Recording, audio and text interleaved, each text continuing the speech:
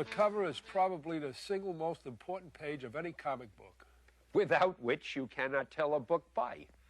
It's got to catch the eye, and it's got to intrigue the potential reader. After all, if the reader doesn't pick it up, it means one lost sale. And Marvel doesn't like lost sales. Consequently, more thought and work go into the cover than any other page. Usually, the editor comes up with a basic idea and talks it over with the artist. If there's time, the artist will do a number of layouts until one final version is agreed upon.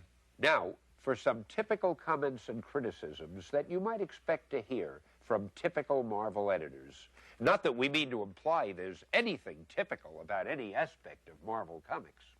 Here's a sample layout for the cover of a magazine called Nova that didn't quite make it. If you listen carefully, you can hear the editor's typical, gentle, kindly observations.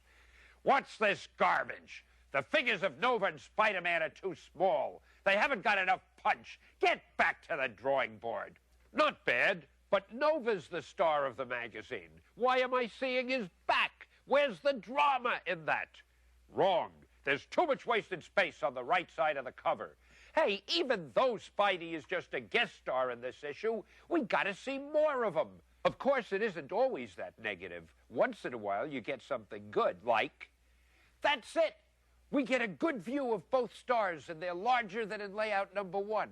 Hey, and this is good perspective. Look, the reader's eye level is right up with the two heroes. That's the one. Great job. There are a few tricks to laying out a cover that you need to know. And here are some of them. You've got to leave enough room at the top for the logo. That's the magazine's title. And don't draw anything important here on the extreme right side of the page or on the bottom. That's where it's trimmed off at the printers. It's sort of a no man's land. Try to leave dead areas on the cover. Those are areas that are still exciting to the reader, but they're unimportant enough to be covered over by dialogue balloons or captions if the editor so decides. Always leave the drawing open for color is the expression that we use in the Marvel bullpen. Don't distract from the cover's glorious hues with too many black areas. Make the cover provocative enough so that the reader wants to buy the magazine, but try not to give the ending away or tip the reader off to any surprises.